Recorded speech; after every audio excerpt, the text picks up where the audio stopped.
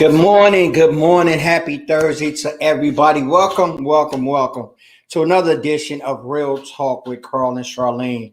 Yes, we got an amazing guest on the show today, and I'm excited to hear some of the gems that he's going to drop and some of the information that you're going to take away from it. Me have been looking forward to this guest being on for a while. We love what he do. We love his work. We love the person that he is and what he brings to the table. It's awesome. And he loved helping people. So I like that as well.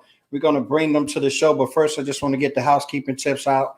Those who come and join us on the live, we truly appreciate you. Drop in the comments where you are tuning in from. Real Talk with Carl and Charlene. We global, so we want to know what country you're in. We want to know what time zone you're in. We want to know where you're tuning in from. Also, drop in the comment section your questions or topics you want us to discuss as well on shows that are we having in the future, and some things that you want us to have real talk about. We got some people coming on, and we got a lineup that's amazing to carry us on through to September. But we always looking for fresh topics, and we always looking for fresh guests. So we appreciate each and every one of you. I'm gonna bring my co-host to the stage, Charlene. What's going on, Charlene?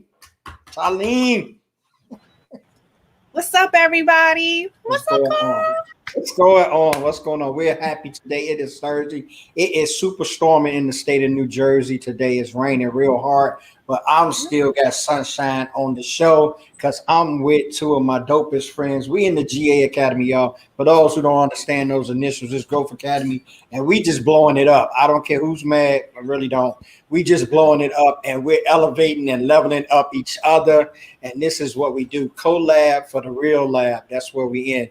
So without further ado, I'm going to bring the man of the hour on. You guys don't know this dude, but I do. And if you don't know him, you better connect with him before this show is over.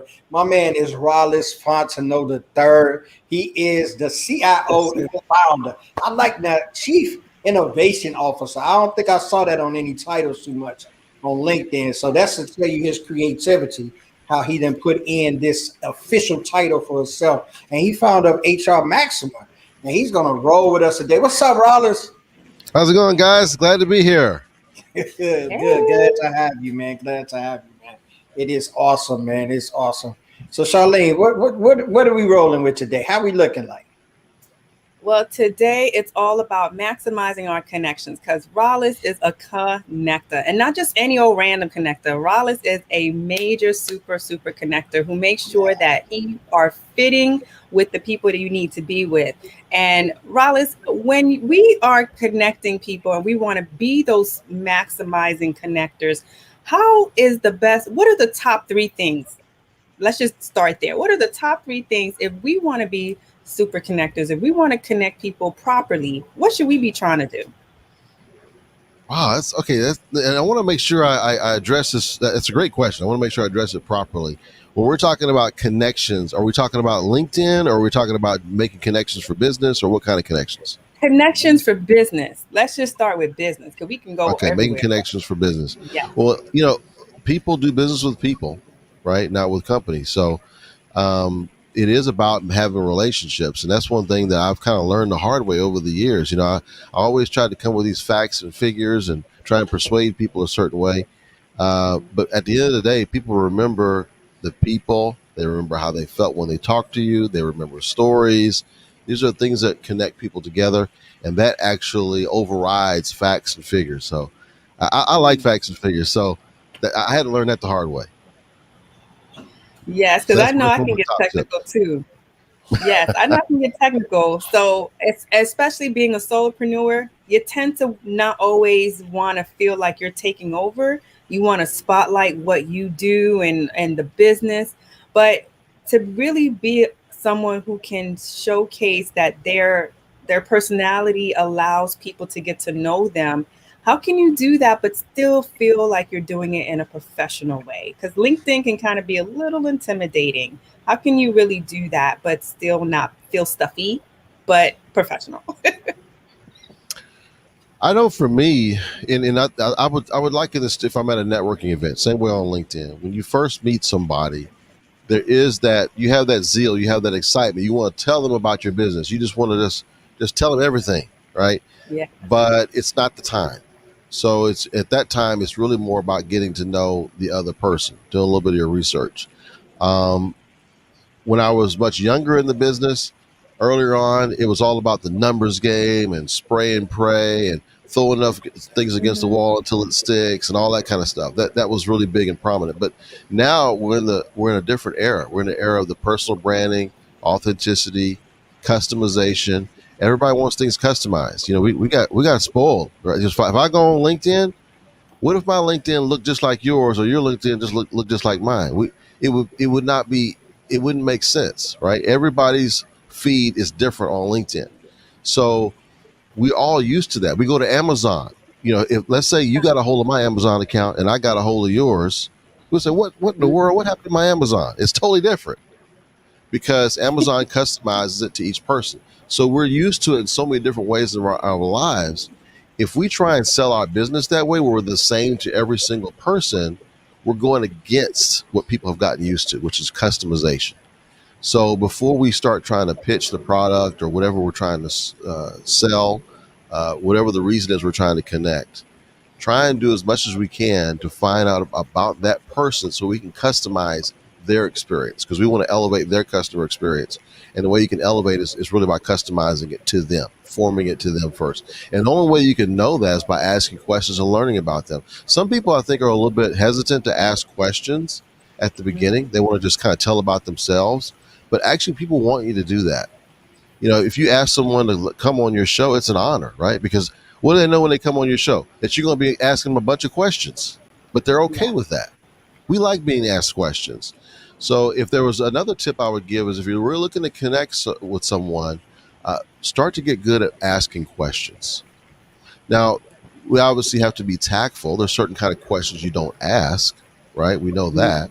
But relevant to the discussion, relevant to what you're trying to find out to customize their experience, I think it is very appropriate to ask questions and be good at asking them. Yeah, That's how I could definitely tune in and agree with that. Asking questions, I've always, and I look at it from the standpoint, I guess, because me, I've never been an introvert, so social or being able to talk or being able to ask or being able to do those kind of things was never an obstacle with me. But when you think about how so many people are so good at their jobs, their professions, their beings, their those kind of things, but they do not cross the river into that soft skill of being able to communicate those things, being able to interact face to face. A lot of times I've dealt with people, even though they're not in the technical field, they act like technical people, because this is no slight on technical people, but I have not, and I've worked at a lot of corporations with IT departments. I have not worked with guys that is in IT that are very effective in communication and being warm. They like, yo, turn the button off. Did you unplug this? Did you check? I mean, their mindset and their psyche is like that. How do you kind of cross that bridge with someone that's introverted? Because you get excited, and you say that when people are doing things that they love, they have this zeal. So first thing I'm going to tell you, my business is this. I can do this for you, and I mean, and that comes off to a lot of people as brash or either just like selling. But how can that introverted person come across and mixture in that networking? Now it seems like it's easier because we're not in person, but it's actually putting up more barriers because of the fact that we got to do it on Zoom and not in person. What suggestions do you have for those people that's kind of introverted and can't really get this together? Well, we've got a fellow IT person here on the panel, so I'm sure she'll have something to add. I'll share a couple of things because I like tech. I like tech too. So, and sometimes people have to stop because I'll get too techie, and I've been trying to learn how to take some of these techie concepts and kind of remove the jargon. So I would say this. So number one, as much as you can, try and remove the jargon. Any jargon that is an industry specific term, try and put that in layman's terms for someone who has no experience in that area. In fact, Leah Ramsey, our president, she shared something with that. I try and practice as much as I can. Explain what you do to me like I was a 2-year-old or a 5-year-old. How would you explain it to a 5-year-old?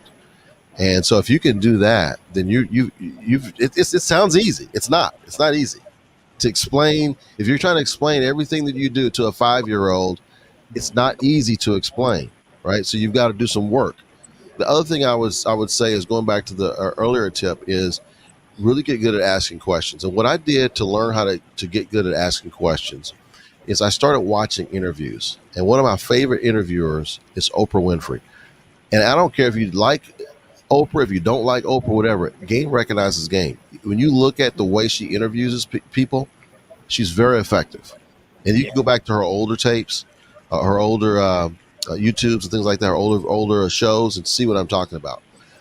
You can also look at other news oriented interviewers. Now, there's different styles of interviewing, but the point is find out the type of style that you resonate with, that you like, and learn how to question folks. And one of the things that I think that the biggest mistake that I used to make, and I see that they're masters at this, is Mhm. you try not to go through too many questions in an interview, but you really try and dig deep on certain particular questions. So let's say you ask a question, if you're an introvert and you don't like to do a lot of talking, you ask a question, the person answers the question, and then you dive in on something they said during that moment, and then they can now take it a step further.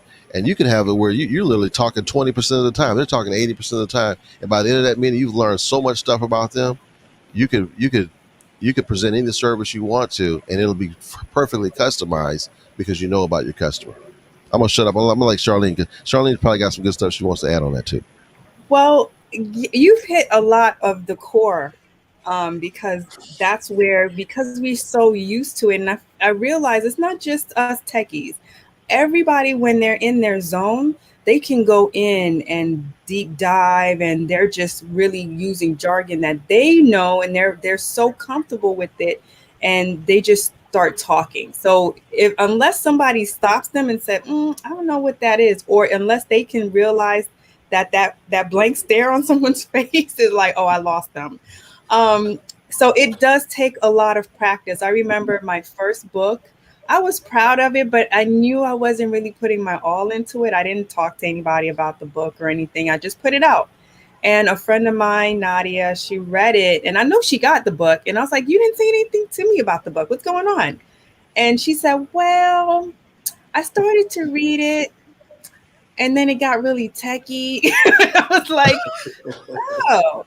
So then until I was asking, that's when I realized, okay, so I need to back off a lot of the tech talk and really try to break it down. And the more I got used to, and like you said, Rollis, asking questions, the more I was doing it, the better I was starting to get. And the more I realized, okay, these are the type of questions I need to ask. Maybe I need to shift the wording of this question. Maybe I shouldn't make the question too long, because sometimes, we can make it a long question, and there's like really four questions in that one that we think it's one. Mm-hmm. So it's Yeah. about really practicing, and then allowing, like you said, allowing the person who's answering to really get into that conversation, because sometimes somebody might answer you really quickly, and until you answer maybe you ask them the third question, then they really get into the juice of what you wanted.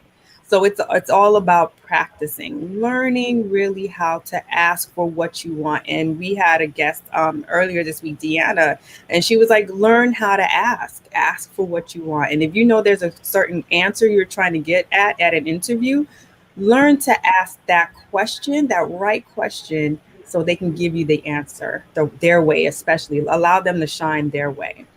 And that Yeah, leads me absolutely. into my next question for you, Rollis.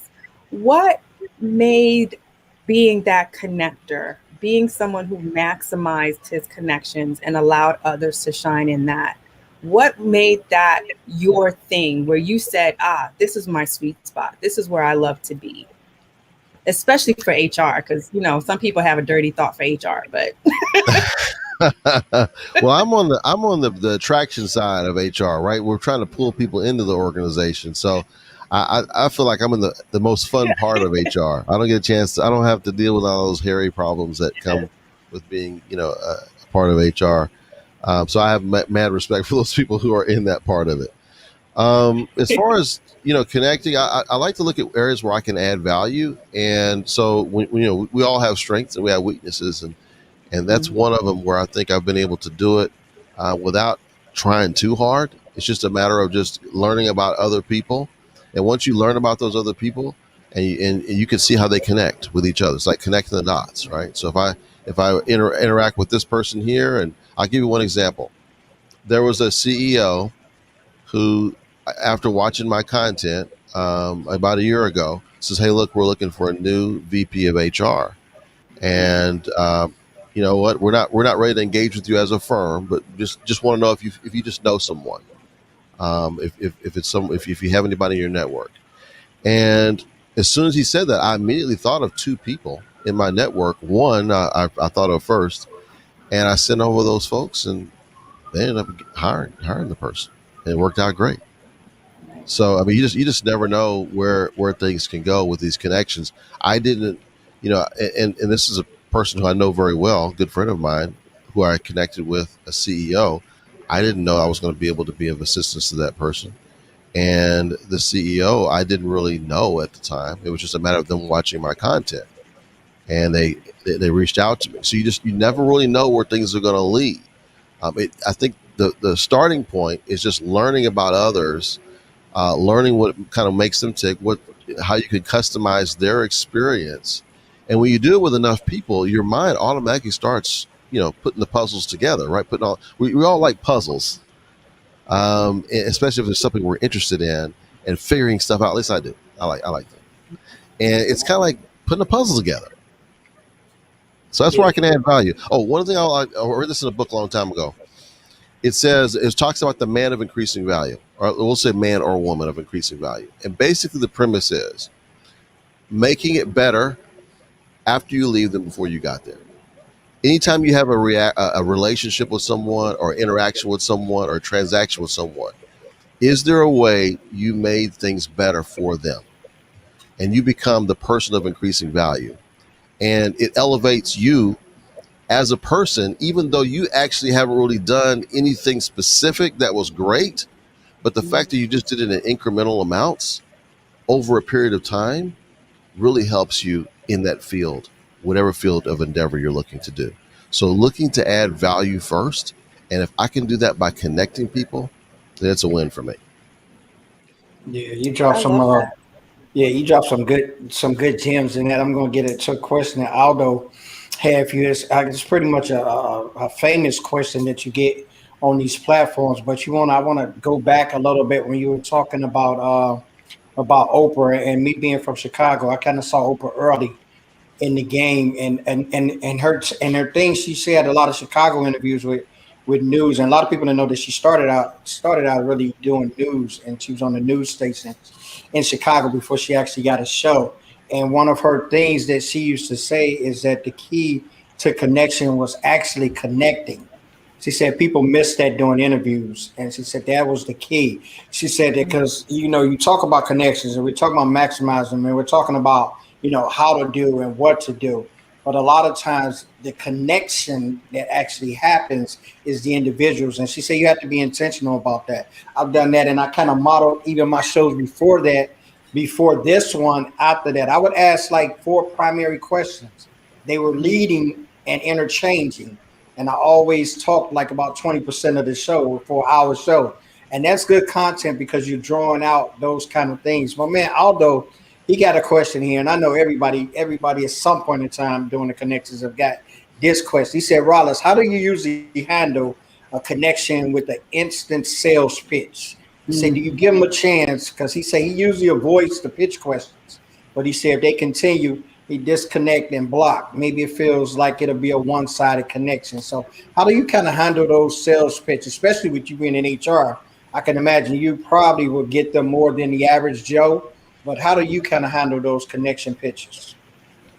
Yeah, for me, I struggle. I still struggle with that because I want to, just the nature of me, I like to be kind to others, right? And uplifting to others. And going back to the increasing value, how can I increase or add value even in this type of situation?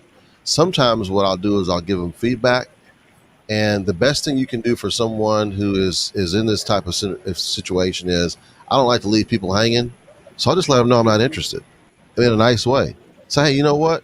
Thanks for reaching out. It's not something I'm interested in. All the best. And I usually have something like that because I know as a salesperson, when I'm in sales mode, if I'm trying to sell something, the thing I'm trying to do is I'm trying to get to get yeses, nos, and as few maybes as possible. So I want to go ahead and get in that no column for them so that they can just move on with the rest. So they don't have to keep following up with me. Because a lot of these things are, if you don't answer the first time, they're going to hit you a second time and a third time and maybe a fourth time. So let's just go ahead and get it over with. So when I can, I usually just try to let them know I'm not interested in a kind way, because I want to be kind at the same time. If it is interesting enough and it's very relevant, then I may I've taken some meetings off of the sales connections. But I want to can I take this moment to give those salespeople a little bit of advice? Can I do that? Absolutely, man. That's what we Okay. about, man. So one of the things that I think salespeople miss out on is they go straight for the connection request. And I think it's a big mistake right now on LinkedIn. It used to be good like 3, 4, 5 years ago. But now it's more about engagement and connection. That's what the platform is based on. It's engagement with the connection. And it's connecting in the feed first. So if you're looking at bringing on some prospects, start the conversation in the feed first. Is there something that they've posted that you can comment on? Is there something that they've posted you can like and engage with? If you don't have that, is there something you can see on their profile and really view and see that you have some type of connection or affinity with? Just doing a little bit of research like that makes the conversation totally different than if they're just coming at me with a straight up sales pitch. So that's one thing I would suggest, and I don't see very many salespeople do it. I would say probably 80 to 90% of those sales pitches that I get, they've never interacted with any of my content on the feed. Now, you guys know I post a lot of stuff on LinkedIn, right? So it wouldn't have been real hard for them to find something that they resonated with. And so they're missing a golden opportunity to not engage with any of my content and then just say, hey, how about a 15-minute meeting so we can kind of, pick each other's brains, or I want to learn more about your business. Well, if you would have spent like 2 minutes looking at my profile, you could have learned more about my business. Perhaps maybe looked at the last couple of things I posted. So I think that's a missed opportunity. If more salespeople did just that little bit of pre-work, they're going to find their sales ratio, their closing ratios will go way up, and they won't have to prospect to so many people. Because it's not a numbers game anymore. It's more about how can you customize the experience for that particular person. Okay, I'm gonna get off on sales back on the sales. That was wonderful, and you touched a lot of great things, and I'm glad for all of my salespeople. I'm glad we were able to provide you with this public service announcement, because that's exactly what it was for you to understand, because of the fact of that relationship. I think Aldo put it best. Is the pitch to him is starting the best sales pitch is starting a relationship. I like how he put that into that, because you get a lot of them, and some of them have gotten a little advanced. When I say advanced, I just mean they've taken the next step instead of just sales pitching, because I've gotten quite a few over this past week that they've went even further. They delved in, they've pulled out some specifics that I said, and kind of ran the conversation past that. So some of them are getting smarter with that. They're starting to do that. I always end up with that same thing as well. I want to put you in the no category. Like I want you to put me in your no category, and I actually want you to pass the message, because when I get ready to entertain that, I'll be back. So I want you to tell all your friends, with that pitching thing, pass that on. Like, that's good information to pass on. But but Carl, wouldn't you say that sometimes, because we're all selling something, whatever it is, we're selling something, right? I do sometimes learn from some of these messages. Yes. So and some of them are pretty creative. So I'll give them that. I don't want to encourage anybody to send me more, because I already get enough. But you know what? There's usually each experience and interaction I can learn something, and I've had quite a few salespeople thank me for just responding. Yeah. I said, even though I told them no, right? I did it in a kind way. I told them no. They were saying, "Oh, thank you so much for and they'll wish me the best and all that." And so we both had a good interaction. It goes back to that increasing value, right? Each transaction we make, we want to make it better than when we started. Mm-hmm. And so I feel like in those instances, I was able to do that for that person. I gave them a quick no so they can move on, go to the next person. And then I also was kind. And they probably don't get a lot of kind responses back. They probably get no response or not so good responses. And every now and then somebody says yes. So as we look to connect to people and make it a meaningful relationship, so let's say we've done the groundwork. We've connected with you. We've engaged. Now, as we are sending out those connection requests, I've also learned early on that it's good to send a note, but some devices don't allow you to do that. I think LinkedIn, the mobile version, you can only send out the connection request, but you can't add a note to it. But if I'm on my laptop, I can do the note too. So how can we really send a connection request, but allow the person to know that we're not just trying to build numbers, we actually want to build a connection with them? What's the best way to do that? That's a great question. I'll put it to you this way. Let me ask you a question, Charlie. This will help. This will help all of our viewers here. Do you Okay. know the people who like and comment on your posts regularly? Do you know who they are? Yes, I've been paying attention. I actually learned that. Yeah. Carl, how about you? Do you know people who regularly comment and like on your stuff? Yeah, I actually do, and I know them on most of them that do that. We've had Zooms, so it's went a little further than them just reading, and the connection has been greater since Yeah. they've been involved in that. Yeah. This is my thing, Charlene. I actually don't think you even need a customized connection request if you've been Mhm. liking and commenting on their stuff regularly over a period of time. Because by the time you've done that, they've probably already looked at your profile. They know who you are. So they'll just accept it. I mean, I get very few people who don't respond anymore because, and by the way, guys, just who are watching, I've done it at least, I'd say 35,000 times because I have Mm. 30,000 connections and I know we've removed probably somewhere in the neighborhood of 5,000 to add more.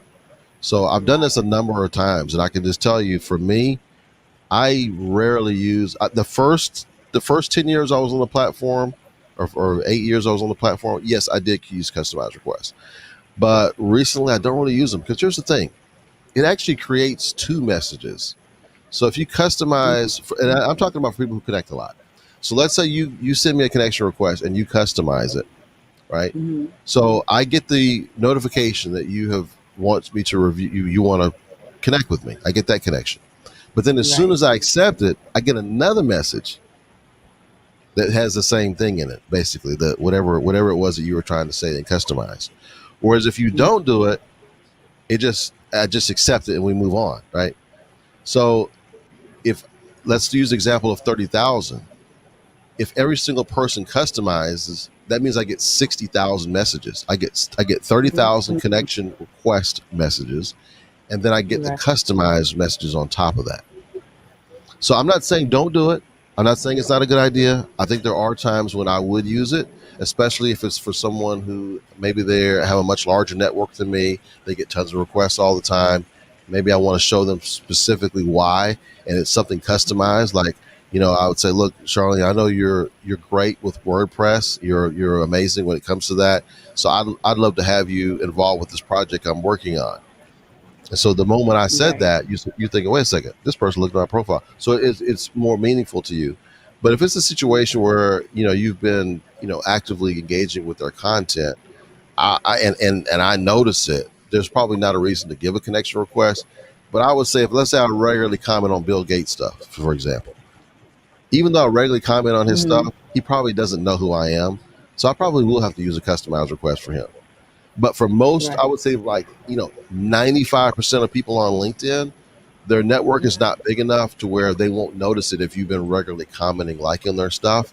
And most people, I know I do this, I eventually look at their profile. If they've been commenting and liking on my stuff for a while, Mhm. I eventually look at their profile. So I actually already know who they are before they even ask me for a connection request. I know it's kind of And a I'm long glad answer. I hope it helps. No, I'm glad you dived into that because there's that mixed response because there are people they will give such a vile reaction if you send them a connection request and they didn't get a customized note. They just will reject the request off the bat. So it's good to hear that other perspective that if you're actually listening and paying attention to who's connecting with you, because then you can actually start to understand not only what they like, but once they do reach out, it's easier for you to say, "Oh yeah, of course, we can connect." And I Yeah, think I mean, if we've been vibing on each other in the feed, back and forth Mm-hmm. on several different posts, and you don't do a customized request, I'm going to get upset at that. That's, to me, that's just like silly. I wouldn't even want to connect with somebody who thinks silly like that. Be like You a know what I date, mean? because they say connecting is like dating. I've heard that too. So maybe they feel like you're giving them a McDonald's experience when they were looking for a steak moment, and you're not giving that. So I guess it's also what is the preference, like how you just be careful and actually look to be more sincere when you're connecting. And I Yeah, think I that would say if you're looking at their profile or you're looking yeah. at how they post, you probably would know that they want customized requests, right? And so I do feel like, yes, you should do that in those cases. So I agree with you. I think that they do have a place. They are important. There should be an option for you, whether you're on mobile or desktop. It's just that I just happen to not use them as much. Right. Yeah, I don't use too much. I used to, and I think me and Charlene was talking about this the other day. I used to do a lot of send out collections till I got to like about 5,000, and then after I got to 5,000, I kind of cut that as as a benchmark, and from that point, with my activity and how I was on and how I do shows and on other people's shows or whatever, I can seriously, honestly tell you that I don't do a lot of connecting. Like with someone that someone introduces me to and they're not in my network or they're Mhm. like that, because I've gotten a lot of like messages. I think you should chat with this one. I think you guys should connect. Like I've gotten those, but like I don't go through, and I'm not saying it to sound any kind of different than anybody else, but I just go through from, like Rollis said, that example of seeing I'm always on people's stuff. I'm all the time in notifications. I'm always going on stuff that not someone in my thing. They may be in my notification, but I don't see them posting on my thing. So I've learned to engage in others, because sometimes we can get in this tight circle of connections and we just get lost in the 7 to 8 people that we're connecting with. And I just use that number as a phrase. It could be your circle, of course, could be larger, but you start getting into that rhythm connection. Like, okay, he connected. He said something on mine. I'm gonna say something on yours. I've tried to break that. I know to talk about the algorithms and all that techie stuff for you guys. That's more along your language, but I did it as humanity's sake. I put it in my terms. My vulnerability senses me to say, okay, you connected enough with these two. Let's go find somebody else to talk to. And it's sort of like the kid. It all goes back to me to relationship building as the kids in the playground. You got your little friend that y'all grew up together and go to school, but I go play with somebody else that's on the slide who I don't know. And I think if we think of connection as that, we'll get the max out of them. You have these ones that want to connect and say they have these preferences. I mean, if you're only to connect, we're only connect. It's a connect. You could be sedity all by yourself, by your lonesome. Why would you bring that to a platform and then want to have these ways that someone connect with you? I think it's ludicrous. But that's just me, Yeah. though. That's just me. Hey, I No, want to piggyback. Sorry, go ahead. no, I'm just agreeing with them. I want to piggyback on that thought about who vibe with you, because that's one thing that took me a while to learn, and one of the things I've struggled with is at different times is just not getting picked for whatever reason, whether it was for a particular job or as a client or whatever the case is. And so that's something I really always struggled with. But I'll go back to this: is one thing that helps me to deal with that is to accept it, right? To accept it when, for whatever reason, not only that we didn't get picked, but that they're just not attracted or vibing with us for whatever reason, and to be willing to move on and find others that do vibe with us versus us going through all these extra changes to try and appeal to that particular person, right? Because there's certain people out there that are going to be part of the Charlene tribe no matter what. Same way with Carl, you know. And there's going to be other people who they just do not vibe with it, just period. Right. And Right. so, um, catering more towards those who will vibe with you, who do want to connect with you, and less of the folks who you have to do all these extra changes and customizations and things for them. I do feel like it's important if you're trying to go for a certain target market to make those connection requests and that sort of thing. But what I like to do is, what can I do in the industry? Going back to the increasing thing again, what can I do in the industry that can add value to this person? Maybe there's something I can do with a trade association or some kind of committee or whatever the case is that I can get involved in and show these folks that I'm taking an active role to improve whatever space that we share together. And so that's actually worked pretty well for us in our business. We had an opportunity to even create a local chapter of an association that didn't exist in our area. And so it gave us a tremendous opportunity to meet people that would have, I mean, they would have never accepted my connection request if I would have just said, hey, you don't want to connect? I think you're amazing. Let's connect. It would just would have set in the box, right? But because we had built association together, we had been doing meetings together, we're doing projects together. How in the world could they not accept my request? That would just be crazy, right? So building those kind of relationships, that to me is where I think it's been gold for us. And there's certain organizations, Charlene and Carl, they just won't work with us. They don't vibe with us. We don't vibe with them. Maybe there's something with our content they don't like, and maybe there's something about their organization we're not so excited about. That's just the way it is. There's others, we love working with them. We love the opportunity to work with them. We love the people. And so we're gravitating more towards that. I'm getting off on a tangent again. Sorry.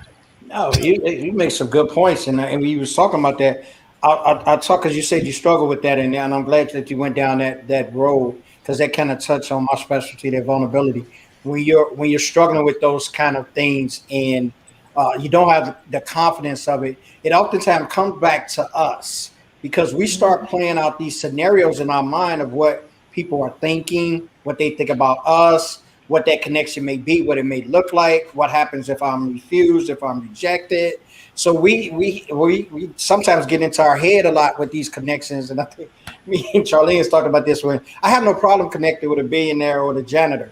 So I don't have a problem. And, my spiel is going to be, it's going to fit that directive because of the confidence in me. A lot of people aren't connecting, and they have maybe not the visibility, but they definitely have the skills. They have the wherewithal, and they can add value, but they're missing out on that with the inner portion of them, whether it be imposter syndrome, whether it be, their self-confidence.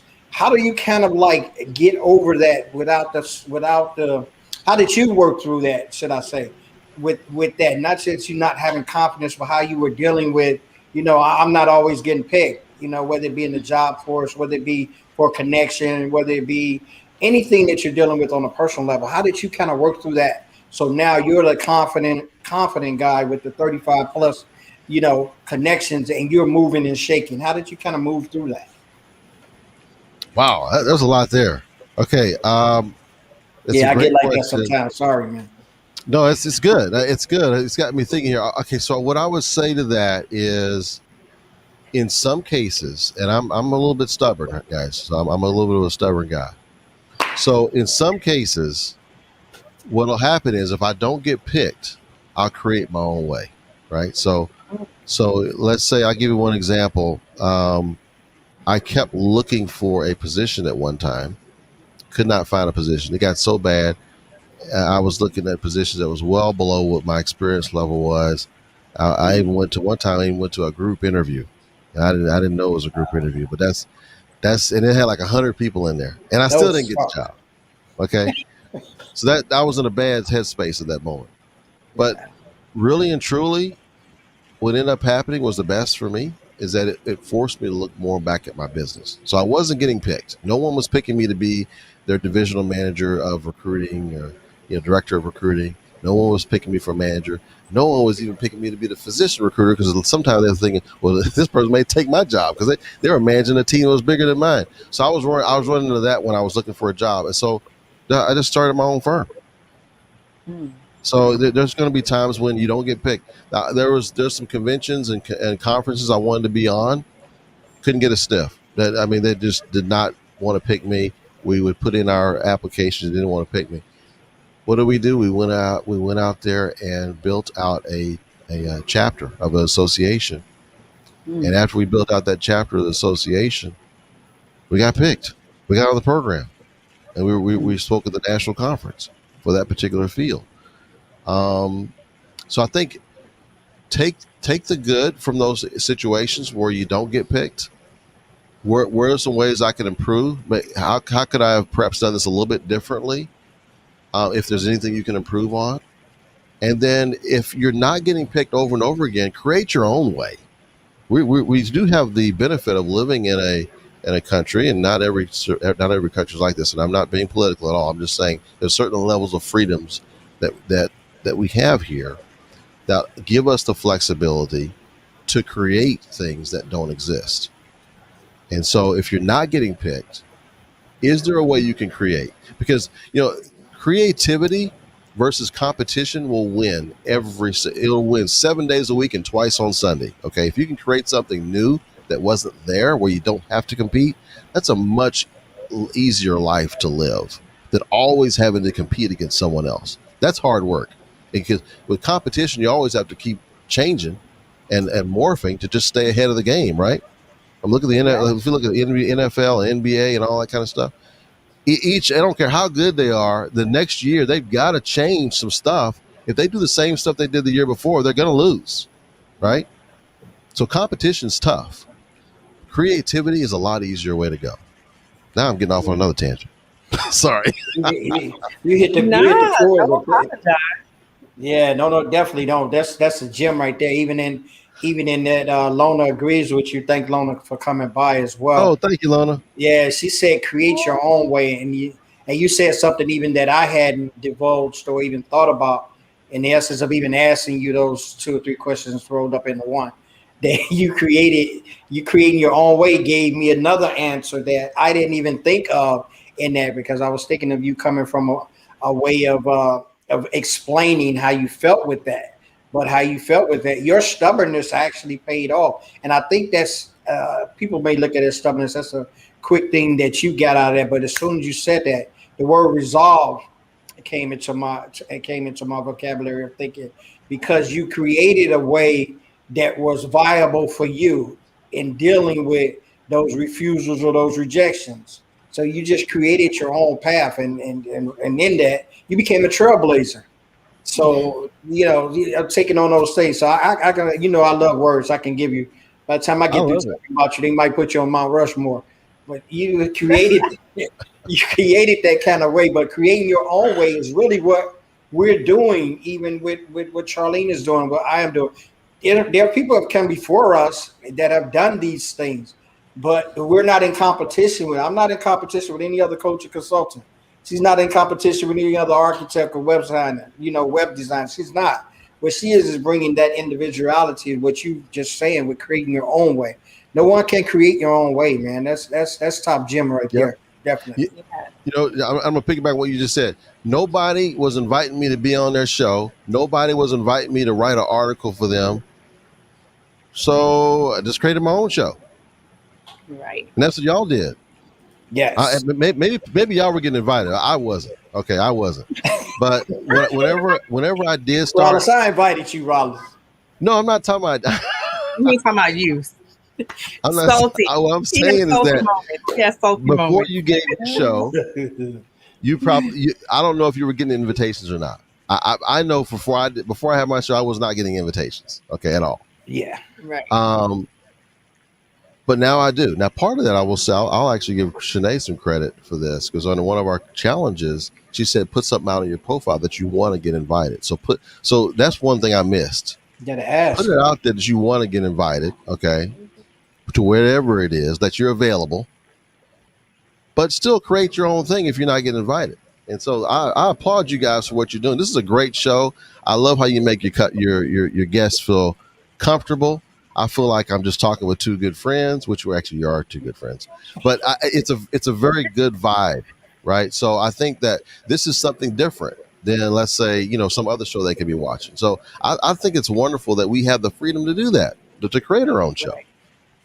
Yeah, and I don't want us to. I know we can dive deep, but also because our shows are usually up to an hour. But I want to make sure that Rollis, I want to make sure that you're able to tell the folks not only where they can find you and how to connect with you, but anything that you have that you want us to know about, anything that we can support you in, any events, upcoming shows, anything. Just let us know. So I wanted to give you that time. Oh, wow. Thank you. Okay. So if they've been watching the show, you can connect requests with me. But I would prefer you vibe with my content first. Okay, find something you like first before coming with the connection request. You don't have to customize for me. You don't have to customize for me, but go ahead and like some stuff and comment on it, whatever. And then go ahead and we'll do the connection request. And by the way, I'm at a point I have to remove people to accept, right? And what I do is I remove people who are inactive, that aren't on the platform very much, and I'll accept someone else. So if you send me the request, I will eventually respond to it at some point, but vibe with the content first, okay? And that's the Fair true warning, meaning of fair warning. that's the, yes, that's the true meaning of maximize your connection. That's another gem that you drop. We ain't got time to go into it, but sometimes you have to release those who's not benefiting and bringing value. And it's not a usage thing; it's taking up space thing. Look at it as your computer. You got stuff and files on there that's sitting on there that's not doing you any good. You put them in the trash bin, right? That so Mm-hmm. qualifies for those connections that have taken up space. If they're not adding to a community and value, you can put them in the trash bin, so to speak, as well, and make space for those people that's going to add value to your life, your community, your business, and what you're doing. Man, Rollis, this was wonderful, man. I'm like glad. I'm just like glad we had you on. I knew it would be fun. I knew it would be great. I knew you'd be dropping gems. You even surprised me with some of the stuff that you brought to the table.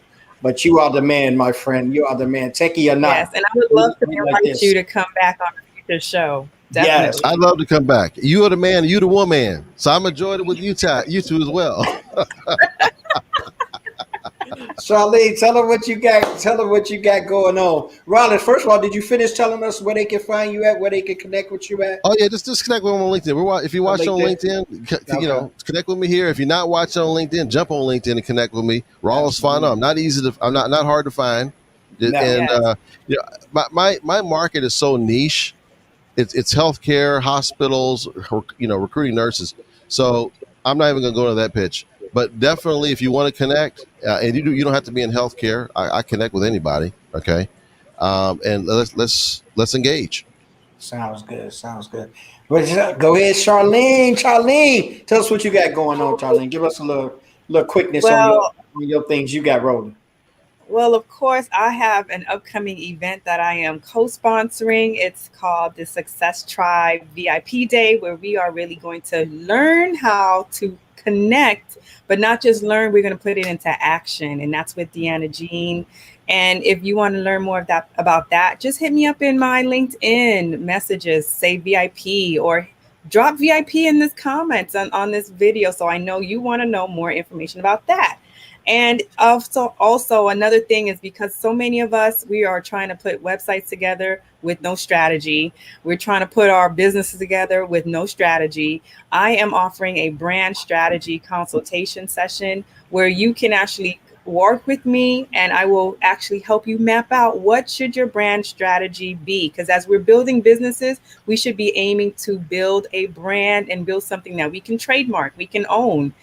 So that is offered for you. If you would like to learn more about that, you can drop strategy or VIP.